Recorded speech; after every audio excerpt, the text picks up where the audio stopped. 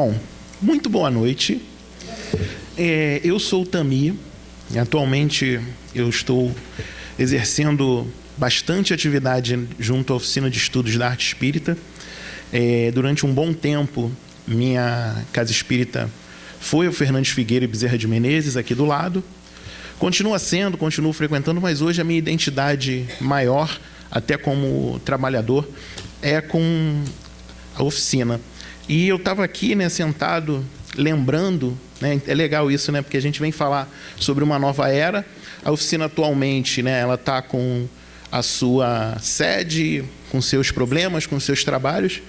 E eu estava até comentando, com ele aqui, que estava relembrando a época em que a gente utilizava os espaços aqui dessa casa para a gente poder fazer nossas atividades, porque o CELAC não podia acolher a gente de repente num sábado, a gente precisava fazer um ensaio, precisava de algum espaço, e essa casa sempre foi uma casa que abriu as portas para a gente. E é legal assim a gente poder, um tempinho depois, a gente voltar aqui, ver um monte de rosto amigo e sentir que a gente está na nossa casa, porque sempre nos abrigou, sempre que a gente precisou, foi sempre um parceiro que estendeu a mão para a gente. E é bom a gente lembrar isso, esse exercício é legal da gente visitar outros lugares, porque a gente sempre relembra quem ajudou a gente, nas nossas dificuldades. E hoje a gente vai falar um pouquinho sobre o comecinho do Evangelho segundo o Espiritismo. E é legal porque a gente precisa compreender que mudança é essa que a gente fala já há anos, que vai mudar, que vai acontecer, e às vezes a gente até fica um pouquinho sem esperança, de que essa mudança vai acontecer para melhor. E o grande significado dessa mudança, eu posso dizer, é esse exercício de companheirismo, esse estender a mão para o outro, que todos esses espíritos amigos, trabalhadores que vêm até nós aqui, eles vêm com esse espírito, com esse sentimento, com essa vontade de ajudar. E a gente vai tentar conversar um pouquinho para esclarecer um pouquinho esse momento que a gente está passando e como é que é essa nova era, que era essa que a gente está tão ansioso para chegar. Mas antes da gente falar da era, a gente precisa estabelecer alguns parâmetros. E aí a gente vai falar um pouquinho sobre as leis. Vamos começar. Deixa eu tirar isso aqui que eu fico melhor. Isso, sem esse pedestal. Pronto. Vamos começar falando sobre uma lei muito importante, sobre a lei de Deus. Às vezes a gente não se situa que tudo que acontece entre nós, a gente fala do livre-arbítrio, a gente fala das nossas responsabilidades, de tudo que a gente está fazendo, e às vezes a gente deixa passar sobre o que é divino, sobre o que é efetivamente imposto a nós com amor, com carinho, pensando no nosso melhoramento.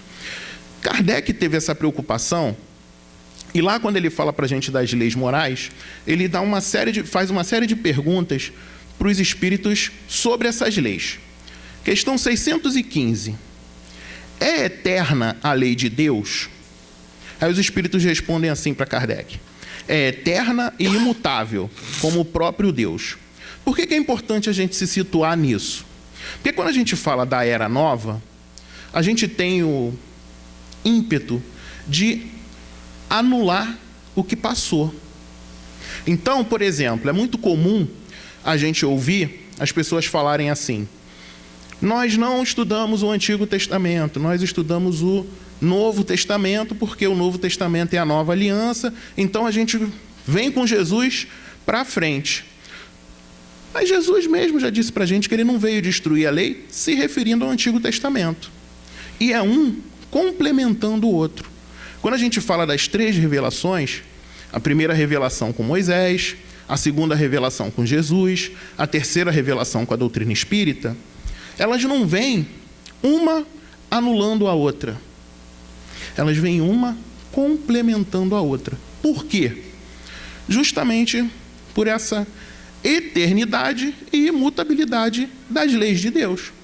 Todas essas grandes fases que a gente passou são fases que vêm esclarecer a gente sobre leis divinas. Então a gente não pode anular o ensino anterior, a gente precisa complementar. 616. Será possível que Deus, em certa época, haja prescrito aos homens o que noutra época lhes proibiu? Isso é muito comum, né? Antigamente a gente fazia... Agora, hoje em dia, a gente não faz mais isso, não. Antigamente, o que eu estou falando, é lá mais de 2000 anos atrás. Aí a gente quer dar um caráter importante para aquilo que a gente está estabelecendo. Então, o que a gente faz? A gente cola isso em Deus. Então, a gente falava assim, há 2000 anos atrás, para as nossas crianças, assim, ó. Deus vai ficar triste. Deus vai brigar. Deus vai castigar.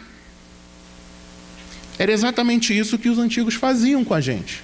Então, quando toda aquela equipe precisou dar um caráter de importância na lei, essa aqui é de lei divina. A gente precisa cumprir essas leis divinas. E as coisas ficaram um pouco misturadas. O que efetivamente é divino e o que é humano? Como descobrir isso? Simples. O que é divino não muda. Então, quando a gente pega o Antigo Testamento, a gente vê lá nas leis, o que não se aplica mais? Então, isso não pode ser divino. Porque o que é divino continua sendo aplicado. Então, a gente, quando vai para os 10 mandamentos, ele continua sendo aplicado até hoje. Nossa busca é essa. A gente não se desfaz disso, a gente identifica aí um caráter divino na revelação.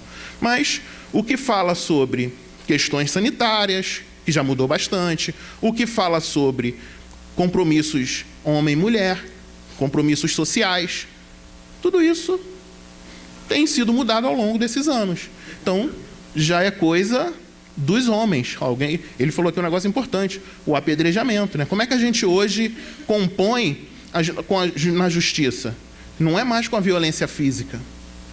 A gente hoje tem um instituto, o Estado instituído, que a gente pode negociar, abrir mão de direitos ou não, e não mais impor violência física. Isso é um avanço da lei dos homens. Os espíritos respondem para Kardec assim: Deus não se engana. Os homens é que são obrigados a modificar as suas leis por imperfeitas. As de Deus, essas leis são perfeitas. Por isso é que elas têm essa aplicabilidade até hoje. Por isso é que quando o Livro dos Espíritos vem falar sobre as leis divinas, não vem anular o que Moisés trouxe, o que Jesus trouxe. Vem complementar. Vamos seguir. Sobre a revelação das leis. 622. Confiou Deus a certos homens a missão de revelarem a sua lei? Indubitavelmente, em todos os tempos houve homens que tiveram essa missão. São espíritos superiores que encarnam com o fim de fazer progredir a humanidade. E aí é interessante a gente pensar em todos esses nossos irmãos que nos precederam.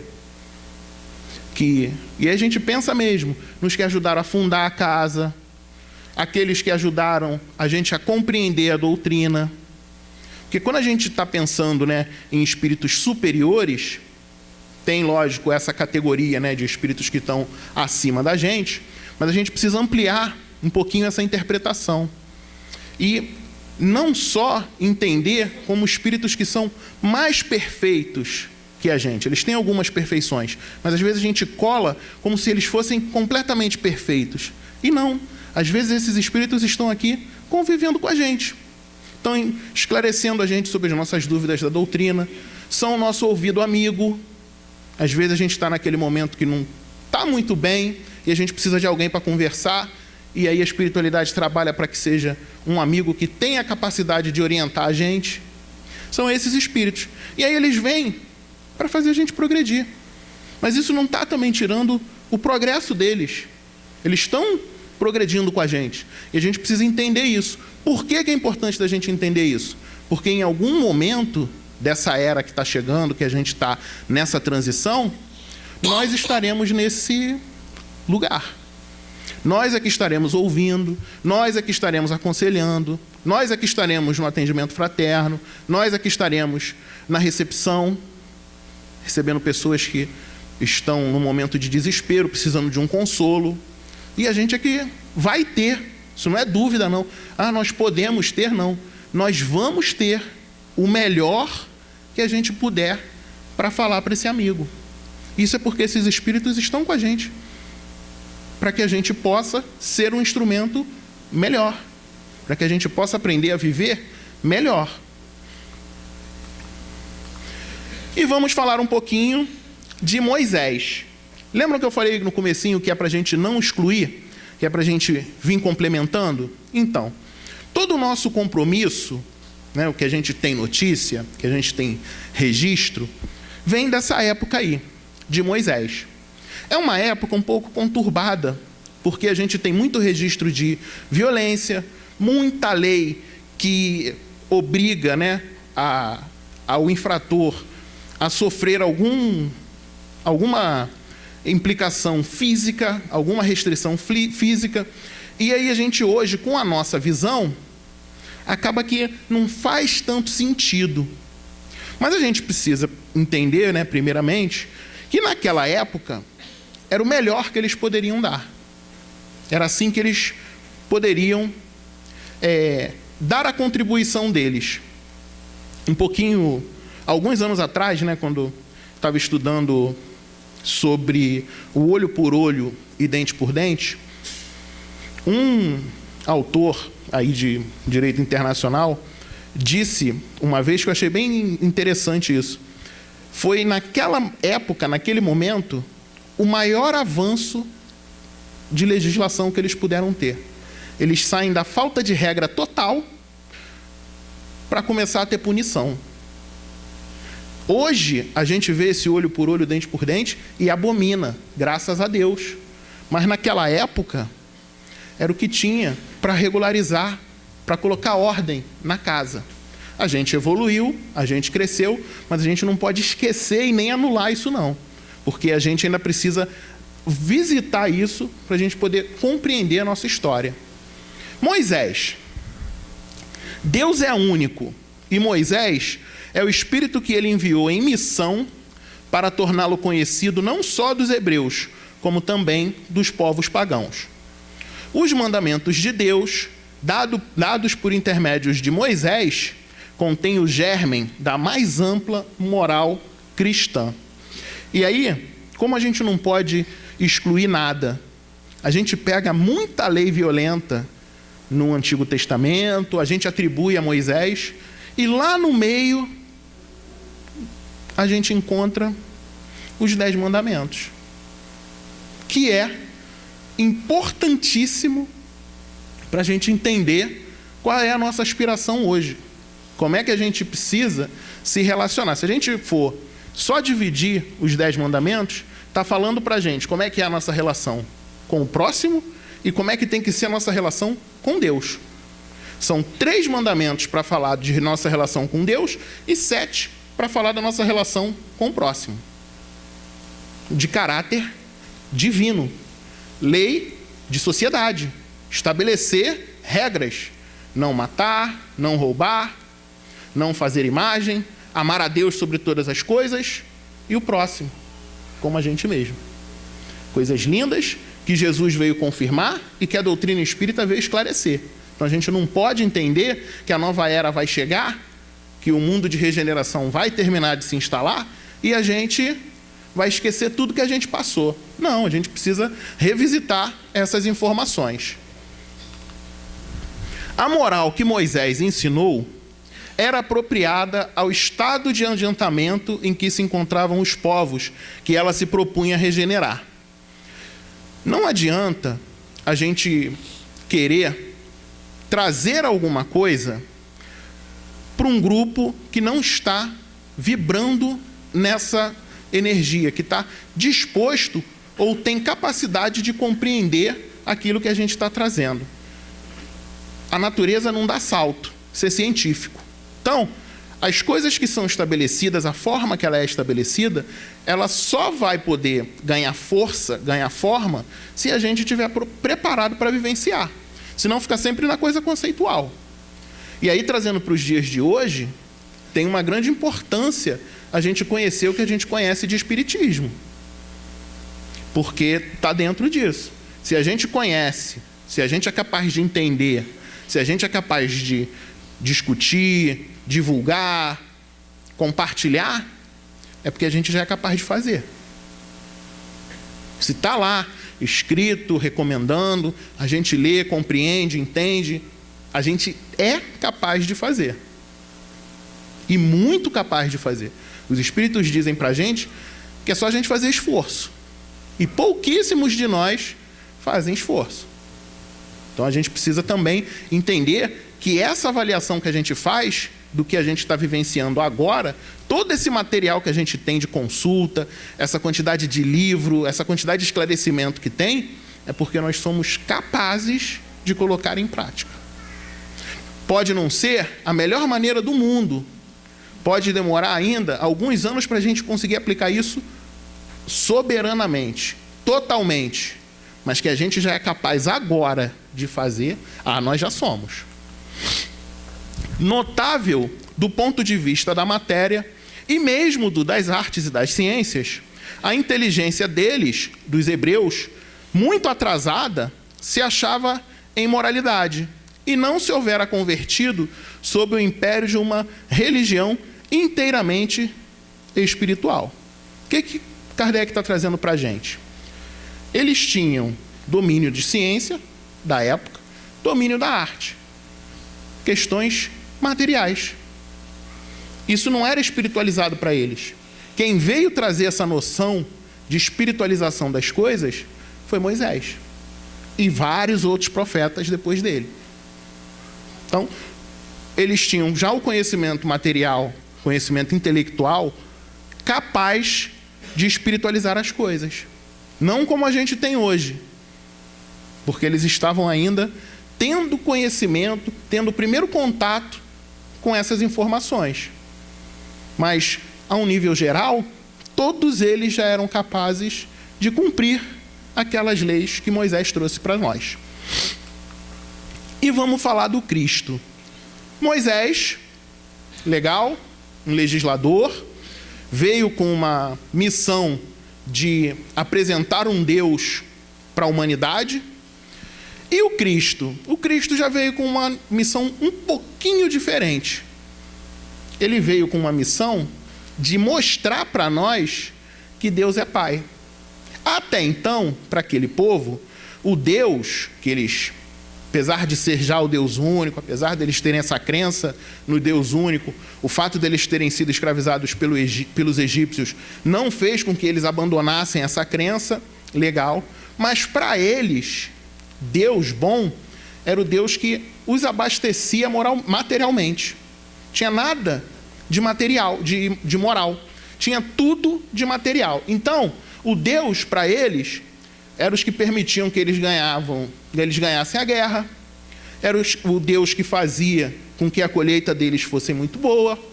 Era o que fazia eles serem prósperos, materialmente falando. Tanto que quando se falava na vinda do Messias, que é o Cristo, essa espera era para dar liberdade do povo de Roma. Eles queriam sair do jugo romano. Eles achavam que viria um rei que iria libertá-los materialmente. Então eles iam voltar a ter autonomia, grandes colheitas, vencer guerras. E aí veio o Cristo, que veio ensinar o que para a gente? Que Deus não é esse Deus que está lá punindo, ajudando um, deixando que outro se prejudique. Deus é Pai. E Ele dá um conceito de Pai que até então só Ele tinha dado. Porque Ele cita Deus como Abba, que é uma expressão que naquela época representava paizinho. Quando Jesus se referia a Deus, Ele se referia com uma intimidade. Intimidade que hoje a gente ainda tem dificuldade de compreender. A gente está trabalhando para se aproximar de Deus novamente e poder usar essa expressão íntima, de paizinho. Era assim que Jesus tratava Deus. Era esse o objetivo de Jesus. Aliado a isso, ele veio ensinar para nós como nós deveríamos viver a nossa experiência terrena, ajudando aqueles que estão à nossa volta, sem grandes preocupações materiais. Mas é importante a gente falar, Jesus tinha profissão, Jesus ajudou sua família, não era um peso para a família, tinha seu trabalho, ajudava o pai, ajudava a mãe, tanto que várias passagens se referiam a ele como o carpinteiro, o filho do carpinteiro. Como na época se herdava também a profissão do pai, então ele era conhecido como carpinteiro. Vamos lá, ver o que a doutrina dos Espíritos traz para a gente sobre o Cristo. O Cristo foi o iniciador da mais pura, da mais sublime moral, da moral evangélico-cristã, que há de renovar o mundo, aproximar os homens e torná-los irmãos. Iniciador de uma moral, enfim, que há de transformar a terra, tornando-a morada de espíritos superiores aos que hoje a habitam. Aí começa a nossa tão sonhada nova era. É essa transformação que Jesus vem trazer para a gente. Mas quem é Jesus? Sempre que a gente fala isso, a gente vai lá para a questão 625 do Livro dos Espíritos e responde: modelo e guia da humanidade. Legal, importante, e a gente precisa ter esse conceito. Mas, na Revista Espírita de 1868, Kardec traz para a gente algumas informações importantes sobre os espíritos marcados. Vamos lá.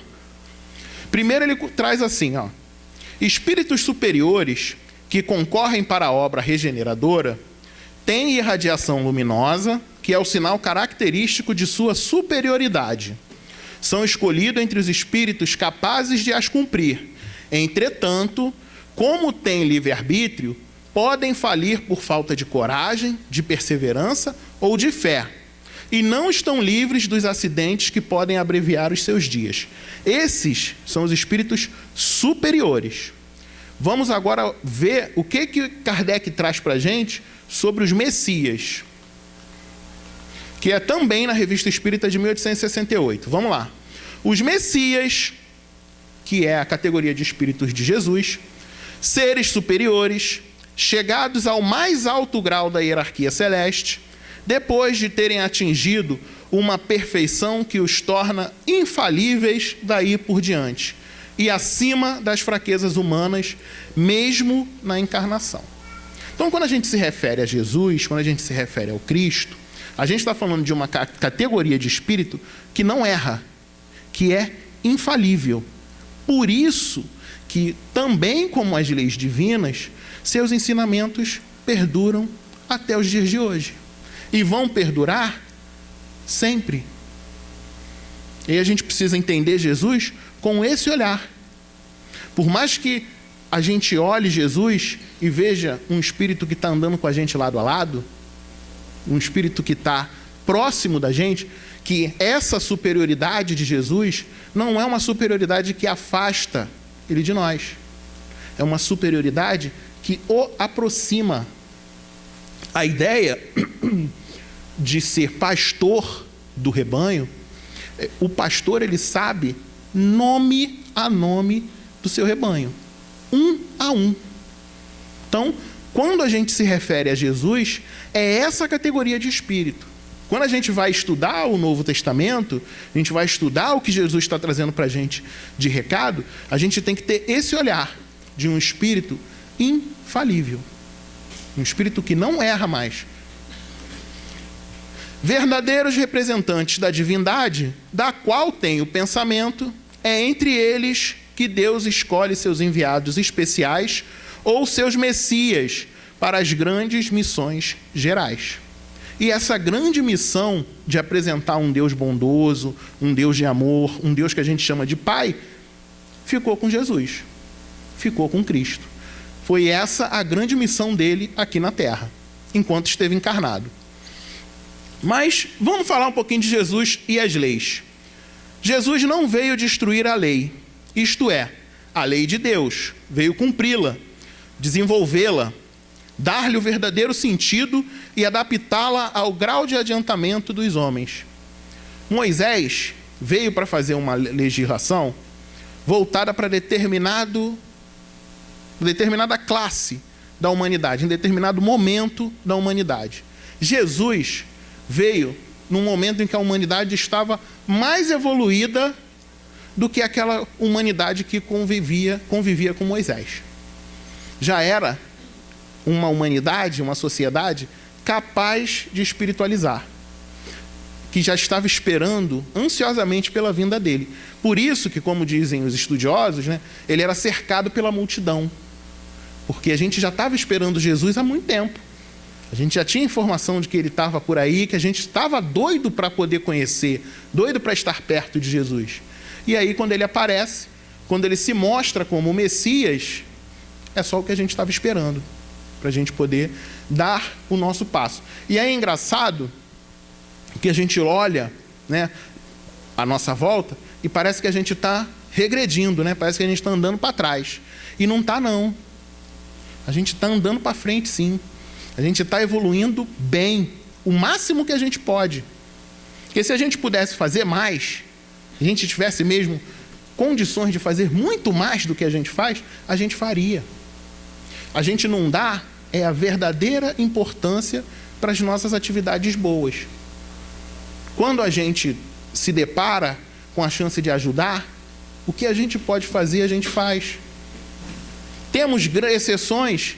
Temos. Eu sempre falo isso, é uma experiência que a gente precisa viver.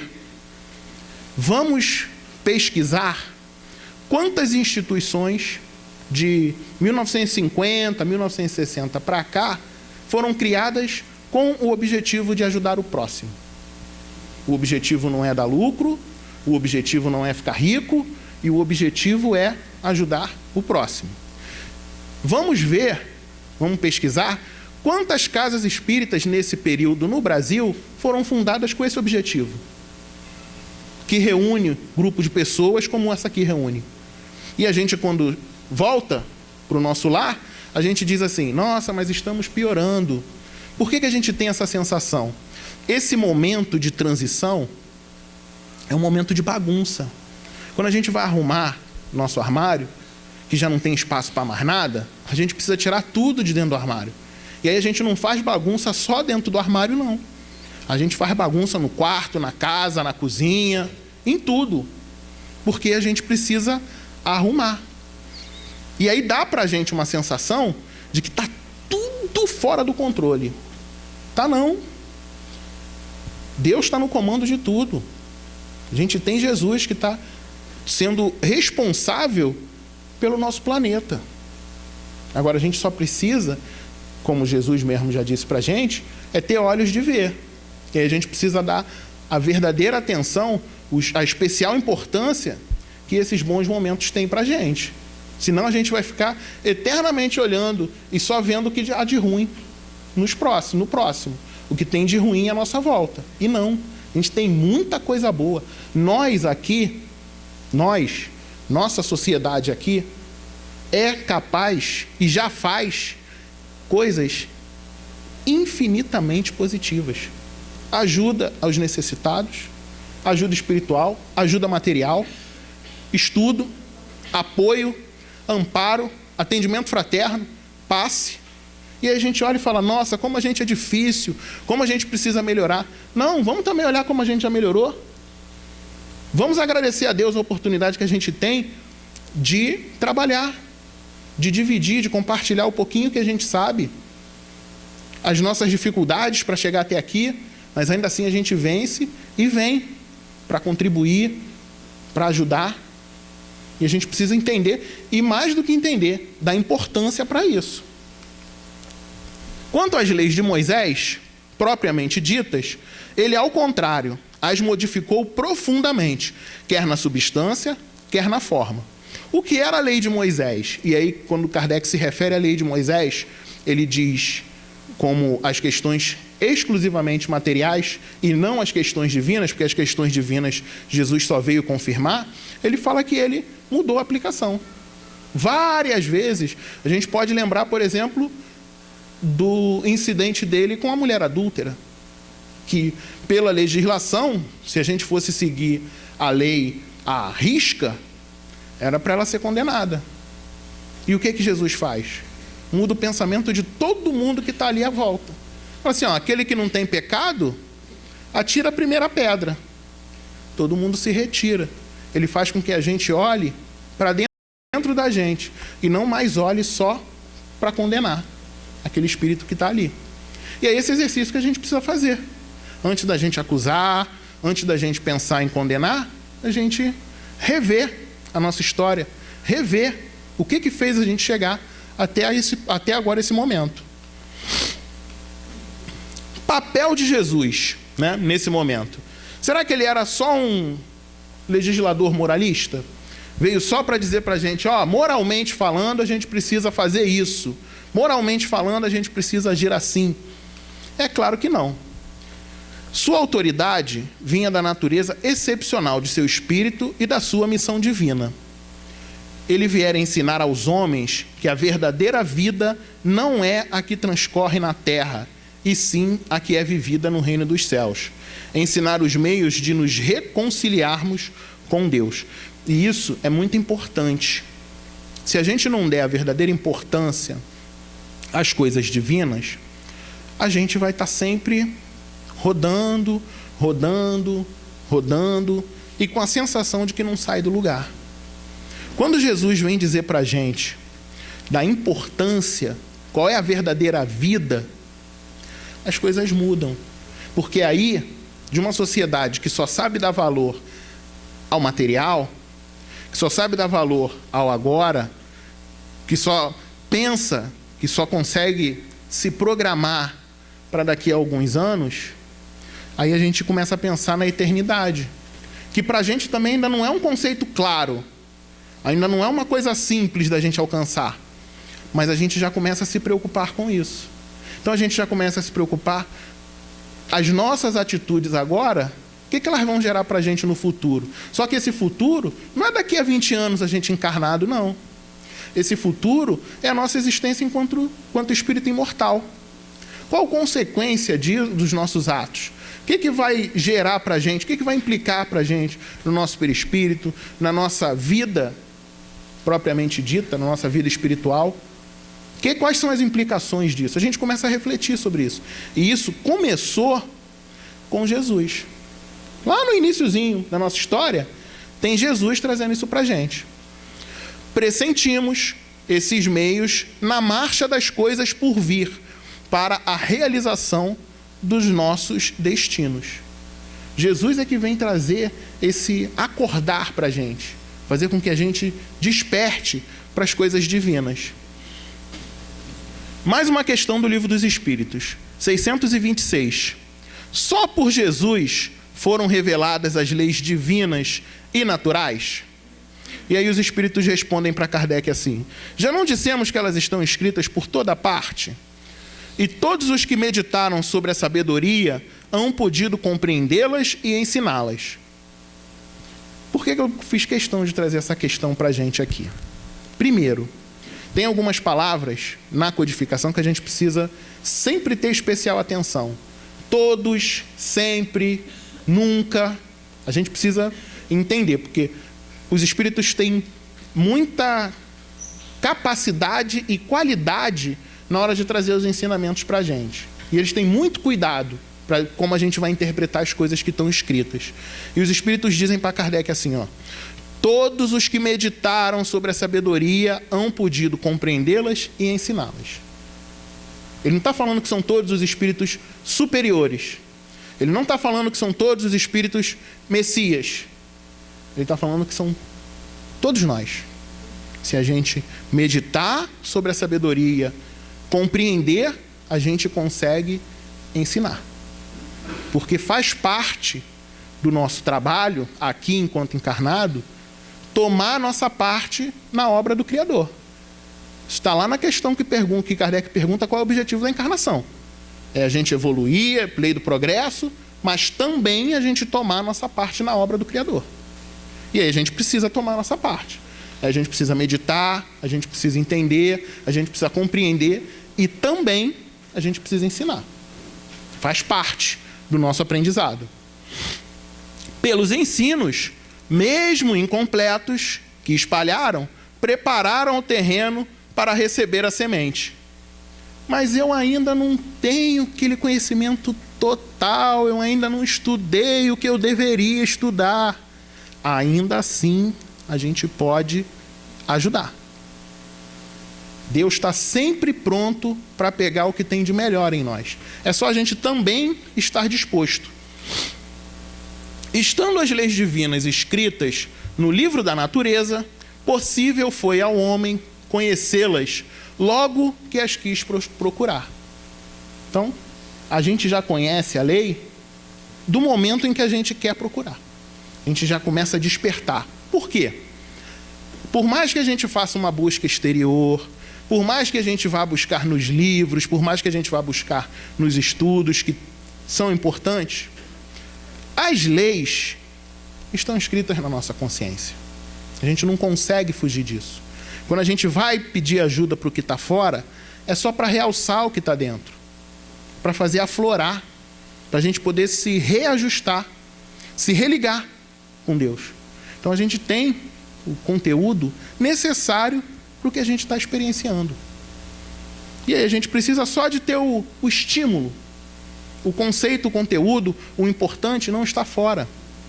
O importante é o que a gente está construindo dentro da gente. Às vezes a gente fica triste, a gente se dedica, a gente faz, e quando a gente se propõe a mudar, a gente acha que a gente está mudando tudo que está fora da gente. E aí às vezes não cai, não sai, não acontece. E a gente fica irritado, chateado, e os nossos espíritos amigos estão felizes, porque a gente está mudando dentro da gente. Mas a gente não está vendo, porque a gente ainda está olhando para fora. E a gente precisa aprender também a olhar dentro. Agora vamos falar um pouquinho do Espiritismo. O Espiritismo é a alavanca de que Deus se utiliza para fazer que a humanidade avance. Como? Todo mundo vai virar espírita? Não. Lógico que não. Não é assim que funciona.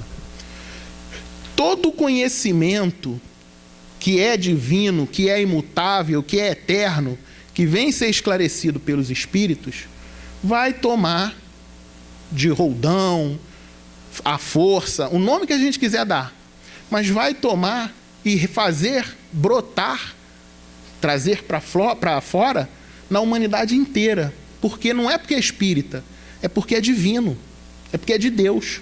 A gente, no Espiritismo, só vem com a missão de fazer isso brotar. Não é nosso, é divino. Por isso é que às vezes a gente, quando tem contato com outras religiões, com outros livros, a gente fala assim, nossa, tão igual, tão parecido. É por isso, que não é nosso, é divino.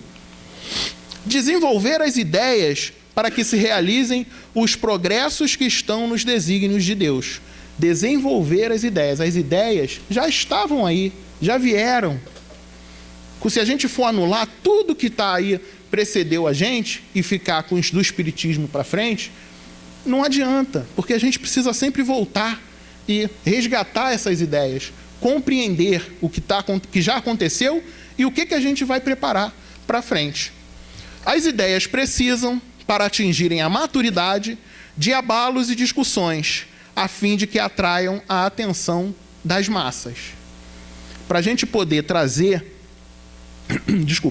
esses abalos e essas discussões, a gente precisa conhecer, a gente precisa dominar o assunto, a gente precisa se inteirar do que está acontecendo com a gente. E aí vem o nosso compromisso de estudo teórico, estudo prático, estudo em 10 minutos, em meia hora, mas é o nosso compromisso do estudo. E o estudo não é só para a gente desenvolver o intelecto, é também para a gente desenvolver a moral. Também, que a gente precisa entender, compreender, e depois a gente aplica isso na nossa moralidade. Também não dá para a gente ficar, como Emmanuel traz para a gente, A asa da sabedoria e a asa da moralidade. Se uma tiver maior do que a outra, a gente não vai conseguir ter um bom voo. Então elas precisam estar em equilíbrio. Em equilíbrio, a gente precisa da sabedoria e da moralidade no mesmo patamar, para a gente poder dar um voo um pouquinho melhor do que a gente voa atualmente. O espiritismo é de ordem divina, pois que se assenta nas próprias leis da natureza. E estás certo de que tudo o que é de ordem divina tem grande e útil objetivo. Cristãos, o coração e o amor têm de caminhar unidos à ciência. E aí quando a gente fala, né, que a doutrina espírita é uma doutrina científica, é uma doutrina religiosa, é uma doutrina filosófica, é essa união. É unir o coração, o amor com a ciência. Atualmente, nós estamos num período em que somos capazes de fazer isso. E a doutrina espírita vem também com esse objetivo. Além de fazer a gente despertar, além de esclarecer muito questões que até então não se tratava, a trazer para a gente como funciona o mundo espiritual de uma maneira clara, aberta, além disso, também vem fazer com que a ciência possa se unir ao coração e ao amor. Também é um dos nossos trabalhos. Uma vez que Jesus ensinou as verdadeiras leis de Deus, qual a utilidade do ensino que os espíritos dão? Terão que nos ensinar mais alguma coisa? E aí Kardec fala assim: vocês estão dizendo para mim que Jesus é o espírito mais puro que já esteve aqui encarnado com a gente. Messias, infalível, o topo do que a gente conhece de escala espírita, de evolução, de progresso. Para que veio essa doutrina? Jesus já não podia ter trazido tudo? E aí os espíritos respondem para Kardec. Infelizmente não está a resposta toda, tirei só um trechinho. Estamos incumbidos de preparar o reino do bem que Jesus anunciou. Daí a necessidade de que a ninguém seja possível interpretar a lei de Deus ao sabor de suas paixões, nem falsear o sentido de uma lei toda, de amor e de caridade. E aí ele traz para a gente vários princípios importantes que a gente não pode se afastar nunca. Primeiro, preparar o reino do bem que Jesus anunciou. Isso está dentro da missão que é dada a esses espíritos da codificação. E aí esse reino não vai ser só para os espíritas. Esse reino é para a humanidade toda. A questão da família universal, fraternidade universal, se encaixa nisso aí. Mas o principal é o finalzinho, ó. Não falsear o sentido de uma lei toda de amor e de caridade. Aí a gente precisa abrir os nossos olhos. Porque não falsear não quer dizer que a gente vai fazer isso por maldade, não. Às vezes a gente faz por inexperiência ou por falta de conhecimento. E eu volto a falar, a importância da gente estar vinculado a um estudo, que vai fazer com que a gente fique mais ligado, mais maduro. Seja prudente. Prudente como a serpente. Não é assim que Jesus fala? Para a gente ser? A gente precisa aprender isso. E isso vai fazer com que a gente dificulte essas possibilidades da gente falsear uma lei que é toda. Olha só, não é um pouquinho, não é quase toda, é uma lei toda de amor e de caridade. O convite de Jesus para essa nova era. Que nova era é essa que Jesus está convidando a gente? Ela está sendo instalada. Vamos entendê-la. Vinde a mim, todos vós que estáis aflitos e sobrecarregados, que eu vos aliviarei. Tomai sobre vós o meu jugo e aprendei comigo, que sou brando e humilde de coração, e achareis repouso para as vossas almas, pois é suave o meu jugo e leve o meu fardo. Tem alguém aflito e sobrecarregado no mundo? Não. Porque aí o convite de Jesus é para nós. Estamos aflitos e sobrecarregados. Vamos entender um pouquinho dessa passagem? Vamos lá. O que é jugo?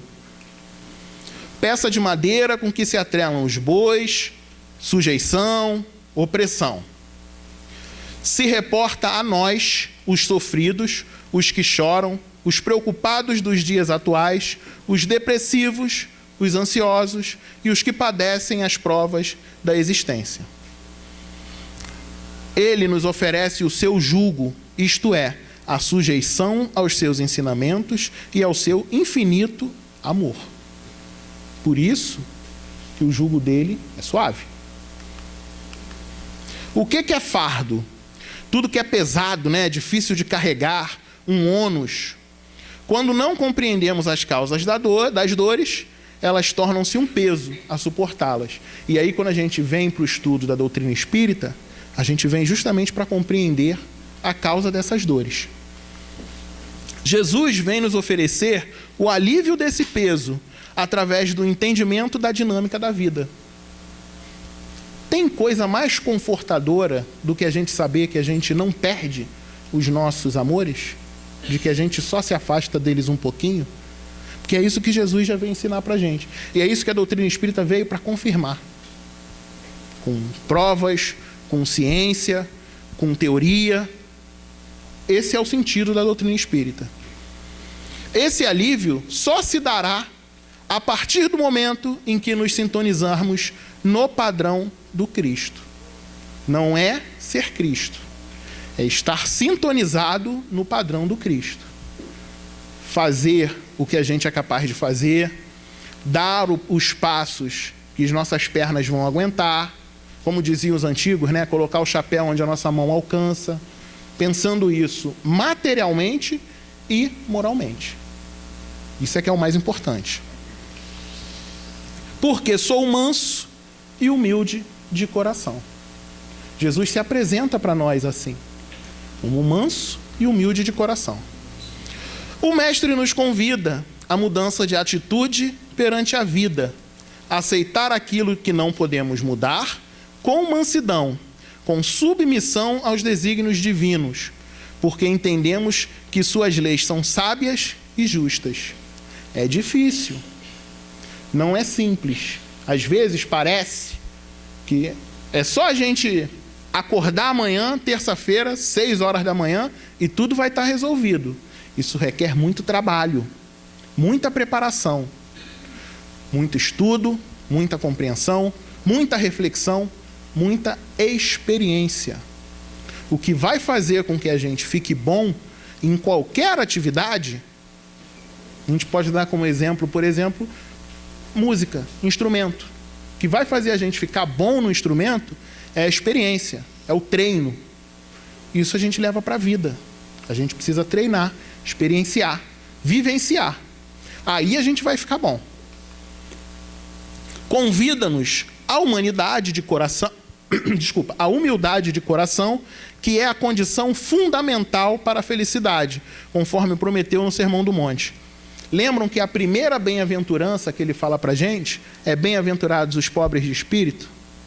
E vários autores vêm trazer para a gente que é um ciclo, como um espiral ou como uma escada, em que o primeiro momento ou o primeiro degrau é o degrau da humildade, para a gente poder ingressar no reino dos céus. É isso que ele está falando para a gente. Ele é humilde de coração. E a gente precisa aprender com um modelo, com o guia. O que é essa humildade? Como é que a gente vive com humildade? Porque se for para a gente definir o que é humildade, o dicionário faz para a gente. Mas como é que a gente vive? Como é que a gente aplica isso no nosso dia a dia? Tanto dentro de casa, no trabalho, no ônibus, no centro espírita. Isso é que a gente precisa aprender. É isso que a gente precisa refletir. Diante de todos os desafios enfrentados por ele, ensinou-nos essas virtudes. Lembremos que o jugo do Cristo é a observância da lei divina. O jugo é leve e a lei é suave, pois que apenas impõe como dever o amor e a caridade. Os Espíritos lá não falaram para a gente que a lei de Deus é toda amor e caridade? Jesus vem trazer isso para a gente também. Essa interpretação. Agora, olha só que interessante. Até o exercício da caridade para nós é uma obrigação. Ainda é uma coisa que exige para a gente um esforço. Às vezes a gente precisa até marcar dia e horário, né? Para a gente poder aprender, exercitar, entrar em contato com isso. Mas a gente vai aprender. Ou melhor, a gente já está aprendendo. Porque às vezes parece sempre que as coisas vão ficar para depois, né? E não, a gente já está desenvolvendo, exercitando a caridade. Jesus nos ensinou a praticá-la para que fosse para nós um exercício de amor. E habituemo-nos a ver com os olhos da alma, para que possamos ver o que a alma do outro está sentindo. O maior momento para a gente poder entender, né, como é que funciona essa dinâmica da gente aprender a ser caridoso, para a gente aprender a amar todo mundo, é a gente aprender a enxergar com esses olhos da alma aí. Mas não é para olhar o encarnado, não. É para olhar a alma também. Olhar a história desse nosso amigo. Que às vezes a gente acha até que é inimigo, mas ele é nosso irmão. Somos todos filhos do mesmo Pai. Jesus vem trazer para a gente essa informação, essa característica. Olhar como a gente olha para um irmão. Não como a gente, com um olhar de disputa, com uma necessidade de vitória, de parecer que nós estamos sempre concorrendo a alguma coisa. Não. Estamos vivendo juntos. Não estamos encarnados nesse momento à toa, de graça. Temos história com essa humanidade toda que está encarnada também. E precisamos assumir a nossa parcela. Que o objetivo maior não é que o mundo seja um mundo de regeneração por ele próprio. Seja um mundo de regeneração com o nosso esforço, com o nosso trabalho. O nosso suor vai estar lá. Nossa mão vai estar lá. Nosso coração vai estar lá. Esse é o trabalho que Jesus veio apresentar para a gente.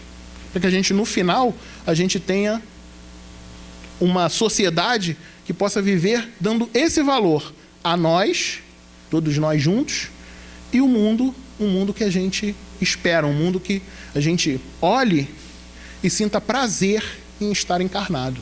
Sinta prazer em fazer parte dele. Esse é o nosso objetivo. Muito obrigado pela atenção de vocês, que nós possamos permanecer na paz do nosso Mestre Jesus. Uma boa noite.